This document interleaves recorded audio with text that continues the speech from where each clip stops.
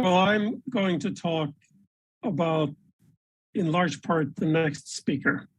So I'm going to talk quite a bit about themes from David Chalmers' book, Reality Plus. And in particular, I'm going to be talking about, in the first part of this talk, I'm going to talk about how he characterizes what he calls techno-philosophy. So this is a kind of meta-philosophical talk about whether there is something distinctive about the connection between the technology and AI on the one hand and philosophy on the other. And in the first part, I'll be talking about the ways in which Chalmers is doing that in this book, which I, by the way, recommend all of you should read. It's a terrific, rich, and incredibly interesting book. I'll be criticizing it, but that's just because I think it's so interesting.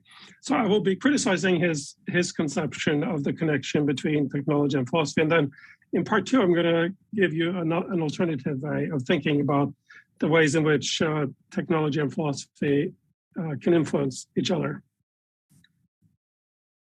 Okay, so Chalmers' picture of techno-philosophy is as a kind of two-way interaction between philosophy and technology. On the one hand, philosophy helps to shed light on mostly new questions about technology. And then the second part is that technology helps to shed light on old questions about philosophy. It can help us solve old philosophical questions.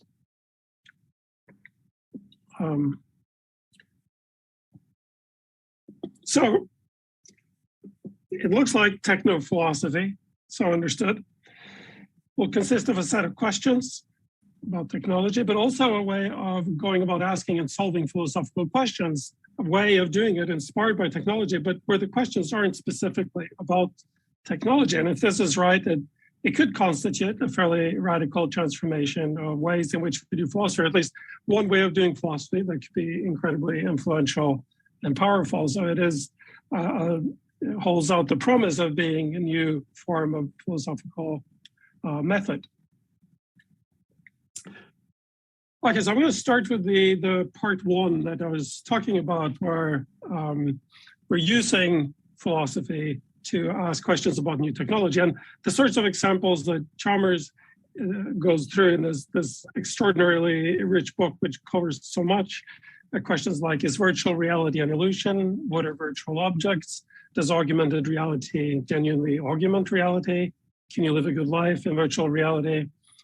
Can AI systems be conscious? And so on. And this is just a small subset of the kinds of questions that I think he makes an incredibly convincing case are extraordinarily rich domains for philosophy to be thinking about. Okay, so I'm not going to talk very much about that part until I get to part two of this talk. So this is how we can use philosophy to think about technology. I just want to highlight two ways of thinking about this and I'm going to come back to it when I get to part two. So one picture is one in which, prior to asking these questions about technology, we have a fixed meaning for terms like illusion, object, real, good life, should, conscious, mind, smart, core terms in that list of questions on the previous slide. And then we just apply those to these technologies that we happen to be interested in. There's another picture that I'll be advocating for in part two, where the meaning of those core philosophical terms change as we interact with and ask questions about technology. So I'm going to be defending that second picture. Chalmers doesn't explicitly draw that distinction, though he's not really focusing on that dynamic option, which is what I'm going to sort of add as a complement to his picture. So we'll be returning to this part towards the end of the talk, because I want to now focus particularly on this idea that we can go in the technology to philosophy direction. And so I should highlight right away that when you read very carefully, there is a great deal of modesty in how Chalmers thinks about this. And he'll say things like, technology can shed light on questions that we've been concerned with. It can illuminate, illustrate, sharpen, help answer, and so on. So those are fairly modest claims. So one of the things that I'll be doing, and I'm going through this, is to say, well, it isn't very exciting if it's very weak, because I could create this new field that I call Cato philosophy that takes us from cats to philosophy. So because I can use cats to illustrate lots and lots of philosophical questions. I can ask, do cats exist? And that would be a way into various questions about existence. How do I know that cats exist? I could do all of epistemology just about cats. I could do philosophy of mind and language. How do we represent cats? There would be lots and lots of cat cases there. Normative issues about how we should treat cats and the sentences in which should occur together with the notation of cats, and in aesthetics we could raise issues. So it looks like, and cat is just, of course, just a random category example here.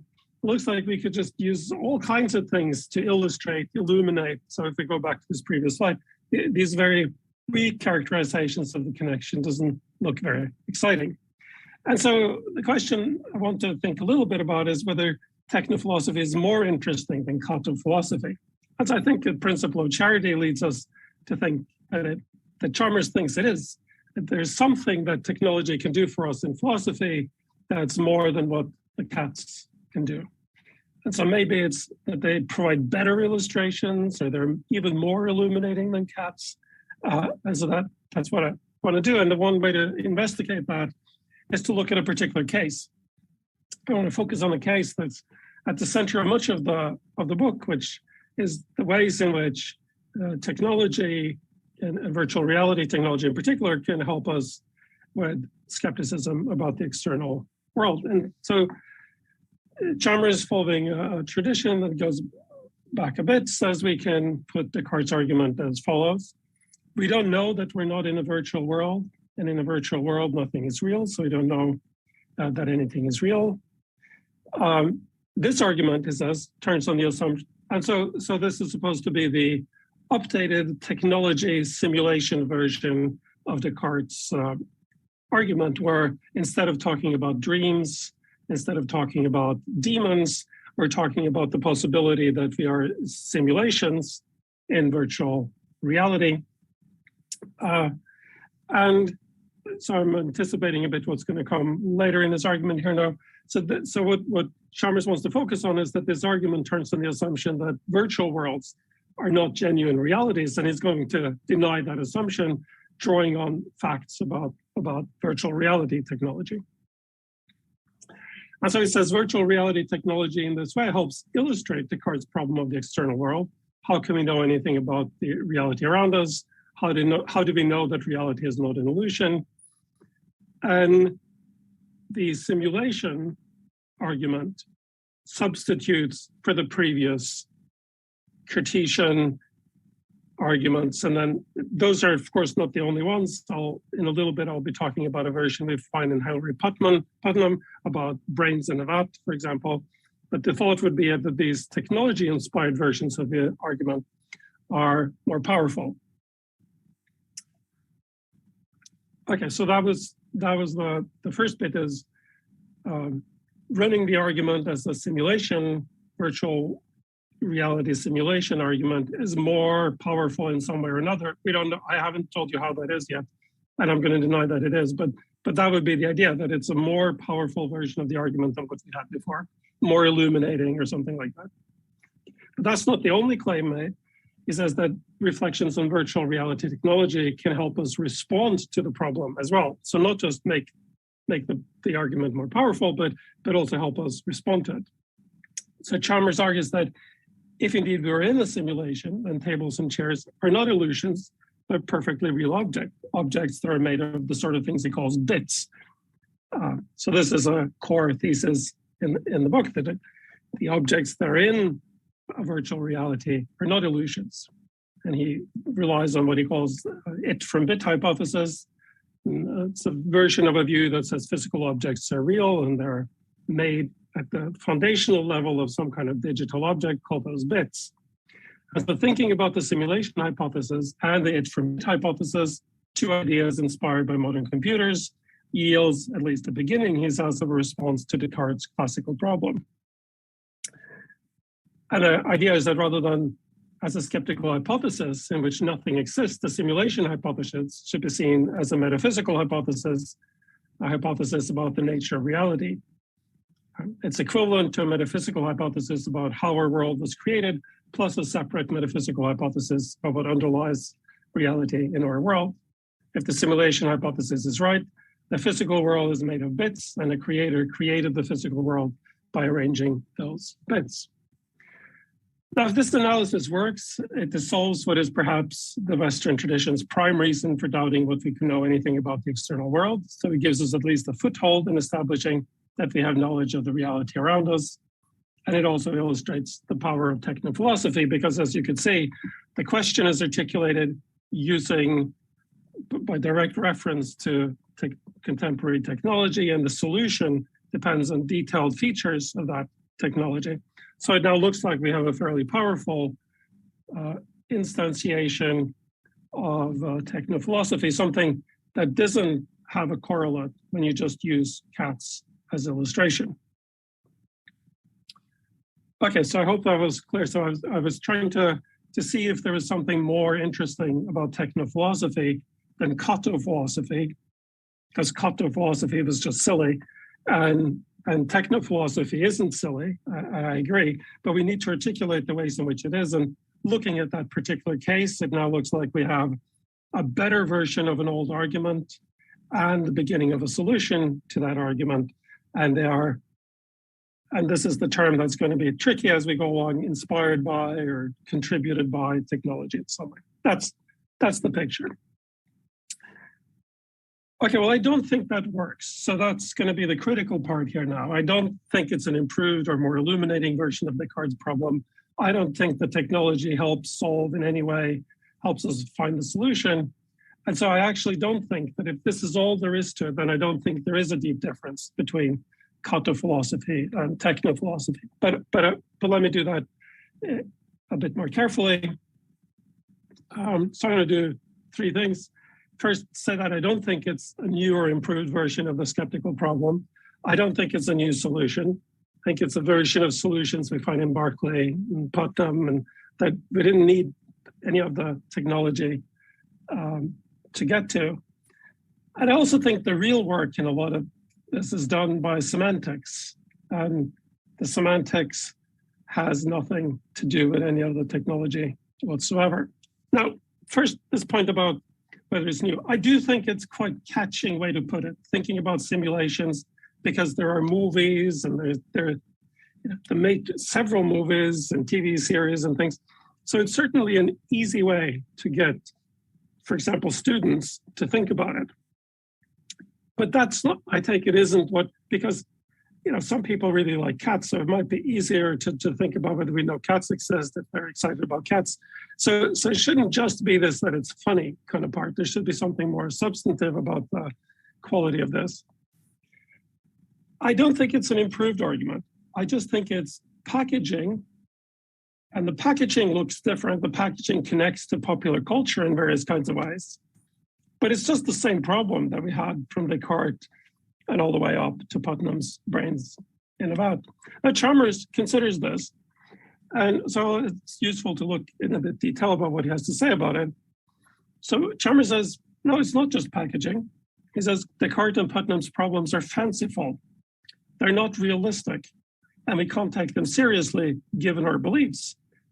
But the simulation argument, on the other hand, we have to take seriously because we know that there are computers around. We have all this knowledge about virtual reality. We engage with it, and so on and so forth.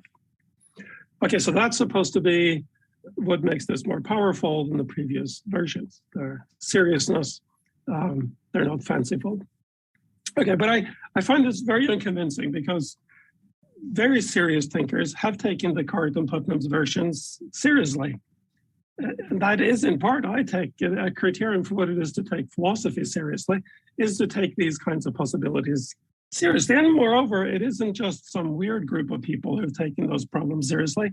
If you try to teach these kinds of skeptical arguments, not the simulation version of it, but the classical versions, it really doesn't take more than 10 minutes, and you can get most of your students to really take the arguments quite seriously. But that's more of an observation. But also, I think these issues about what counts as realistic or what counts as fanciful, that depends on what we know. which is exactly what Descartes' argument is trying to get us to question. So as soon as you start taking the skeptical argument seriously, you start to change your view about what's known and what is considered fanciful and what is considered realistic. So to appeal to the realism here just seems to be begging the question. It goes to people who are already taking the argument seriously. And of course, that's the point at which an enormous literature on closure and the semantics of nodes and so on kicks in, because it seems to assume these people who take the old problem seriously is that if I know that Q is incompatible with P, I need to rule out not P in order to know that P. But you can question that. And the last 40 years, we've seen an industrial scale work on different versions of closure principles, contextualism, subject-sensitive invariantism, and so on. But we didn't need the actual computers or any technology or anything to run this debate. And of course, technology doesn't help us articulate or assess closure principles, which is what we need in order to assess this kind of argument that we already had from before. Okay, so it's hard to see it as something that's more serious, less fanciful, because that begs the question, and also think overlooks the fact that these are genuinely serious questions. Okay, so let's turn to this question of whether it's a new solution. So the key move in the solution is to say that sims live in a real world. It's a digital world. But I don't think this is structurally a new idea, and it's not an idea that you need technology to get at. Even in Descartes' dream version of the argument, we could have said dream spoons are made from dream stuff, the stuff that dreams are made of, or in Descartes' evil demon version, we could have said spoons are made from demon stuff, the stuff that demons make things from. So there's nothing really structurally new in the kind of move that's being made. And we didn't need the technology to get the structure of the solution in place. And there were people who held views along these lines. Now, Chalmers talks a little bit about this. So Berkeley did hold the view that the world was made from basically mind stuff.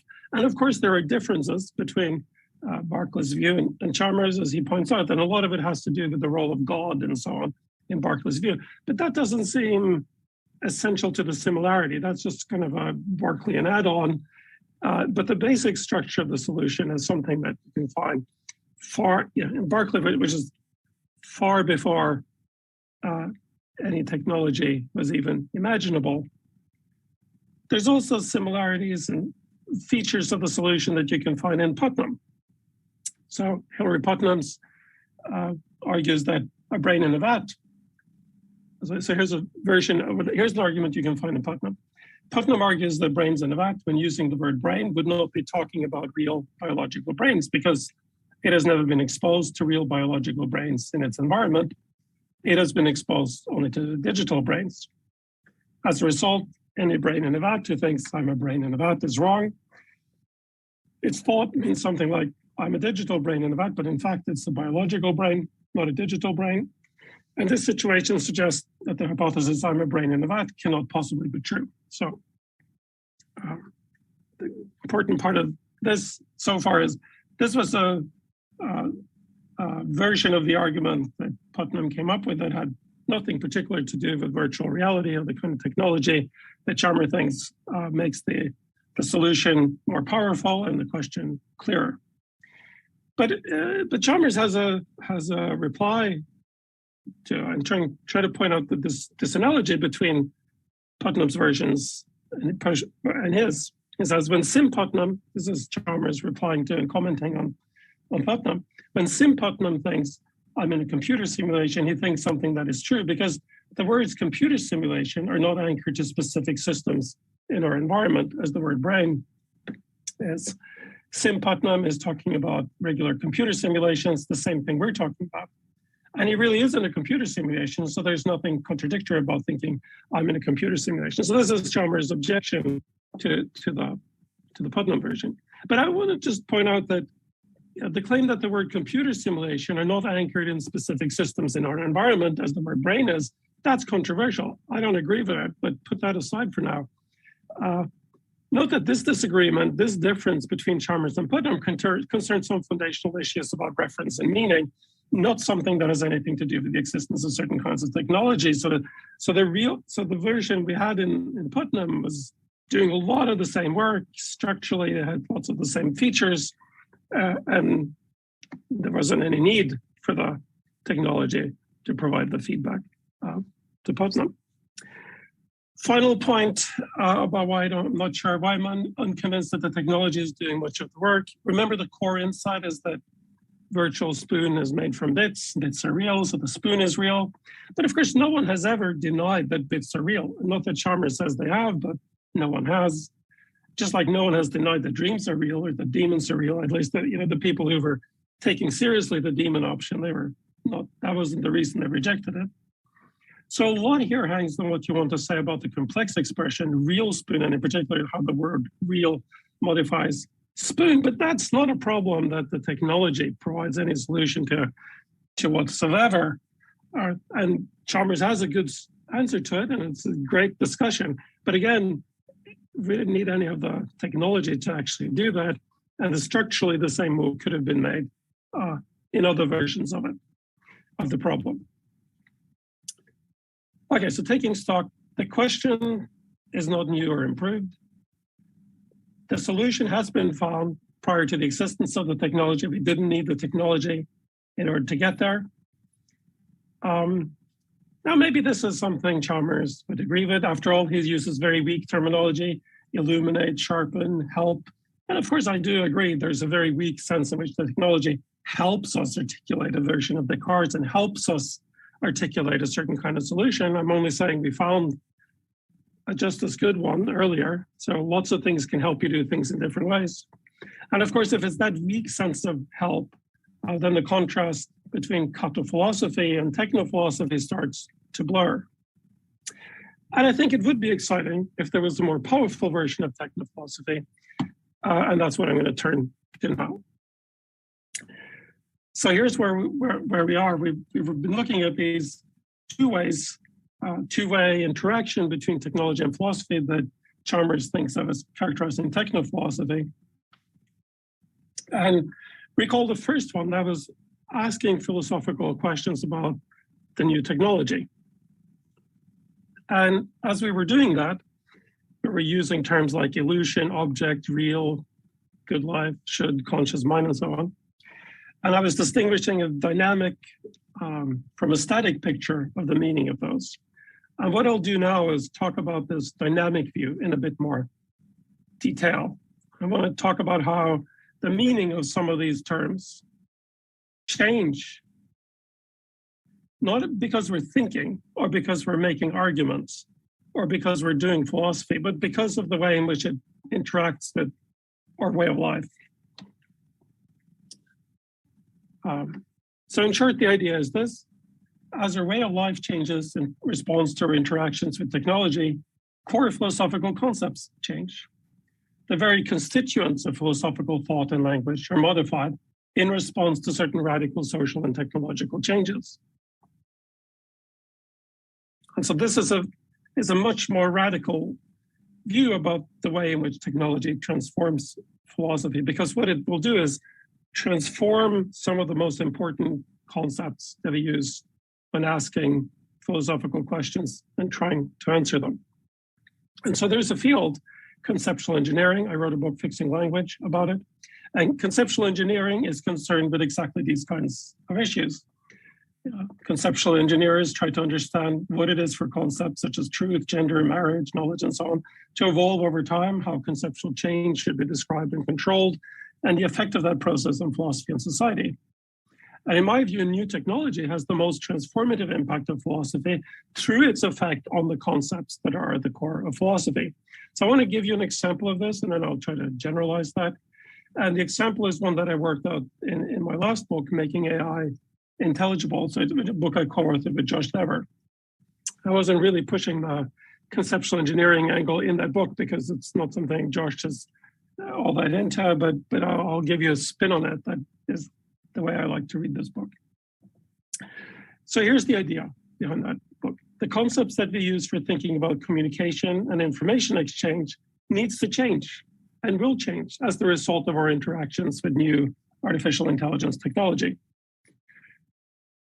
Our philosophical ideas about speech and communication, which have been developed by philosophers and linguists throughout the 20th century up until today, has created very impressive theories, very impressive models, but they've been very parochially focused on peculiar features of a particular kind of mammal, namely the human. They've been focused all the time on trying to describe how humans engage in this kind of linguistic communicative behavior. But now we think of AIs as telling us things, making decisions for us, giving us advice, making discoveries, articulating reasons in domains as varied as medicine, finance, law enforcement, construction, education, you name it, anywhere. And in many of these cases, the underlying mechanism is some kind of deep neural net that's trained on some initial input, and then through a mechanism that's in large part incomprehensible to us, basically a black box, we get an output, and sometimes, typically maybe, the output takes the form of a sentence in a natural language. And we now treat these outputs as being meaningful in the way human speech is. We describe and treat the AI as being conveyors and assessors of information. And there's no reason to think this practice will end. Now, so Joshua and I argue that in order to make sense of this practice, we need to de-anthropocentриze our ideas about what constitutes a genuine speaker and a conversation partner. The paradigmatic human speaker has a complex mental life, a rich set of beliefs and intentions. They actively interact with the world around them, and they coordinate with other speakers in complex ways. But a typical AI system is very different from that. And if we are to share a language and communicate with the AI, that needs to be grounded in something we have in common. If we're to share a language, we need to abstract away distinctly human features and find a common core that makes sense of how agents and other humans, e.g. neural net-based AI, can be conversation partners. And in the book, we show how that can be done. And in so doing, we're expanding our notion of what constitutes a speaker and communication. And it sort of undermines the idea that we can be conceptually conservative.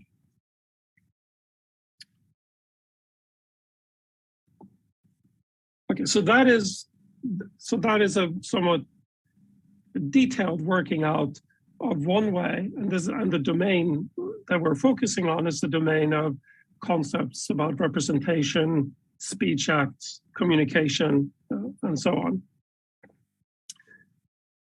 And the structure of the argument is, given the way we interact with the technology, here are some changes that should and will happen and has happened in how, for example, we think of what a speaker is, what a context is, what meaning is, what reference is, and so on. So we don't have these stable philosophical notion in encountering the technology. They have evolved as a result of the existence of the technology.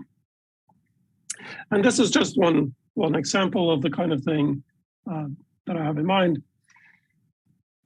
And I think reading Sharma's book is a great way to get a sense of how all this happens, because he's asking these classical philosophical questions about what it is to have a good life, what consciousness is, and so on, about all these aspects of the technology. But I think what you should do is think of all those as potentially, at least, being transformed in encountering the technology, not as being stable in that encounter. So AI has the potential to change what we take the person to be, what we consider to be ourselves. With virtual reality technology, we have the potential to live in both the physical world as well as multiple virtual reality, and they can interact and blur into each other in confusing ways. I mean, I have an 11-year-old daughter, and it's just incomprehensible to me the way in which they go back and forth between their avatars and their physical selves, the way in which they use the first person pronoun to switch between their different identities, and how the different realities blur together. This has the potential, and of course, I gave you a very somewhat detailed case study here. So what I'm doing here is speculative to some extent, but at least I think it has the potential to change the concepts we use for thinking and talking about morality, personhood, personal identity, the good life, consciousness, and reality, what it is to be real.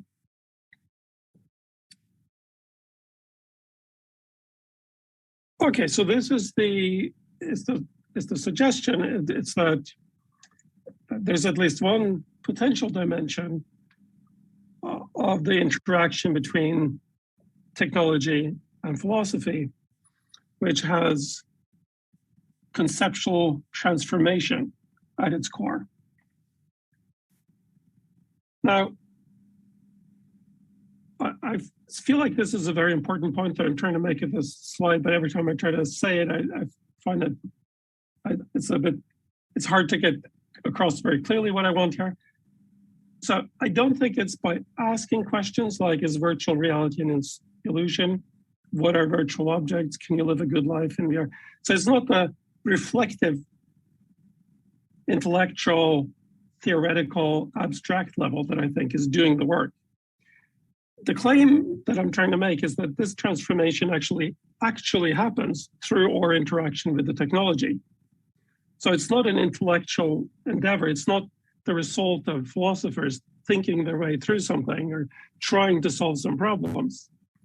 I mean, you can think of the initial characterization of techno-philosophy that I took from Chalmers at the beginning as being this, standing outside of everything philosopher who's observing the technology and then asking the philosophical questions about them, and then thinking about the technology and then using their thoughts about technology to solve some old philosophical questions. But it's not the focus of this isn't the philosopher's reflection or theorizing at all. The real change, the transformative change, happens through the regular speaker's interaction with the technology and then the way in which that has transformative effect on concepts. Okay, so this is something that actually has to happen. We have to engage with the technology. Reflection isn't sufficient. So in that way, I think it's a very radical alternative to Chalmers' vision for techno-philosophy.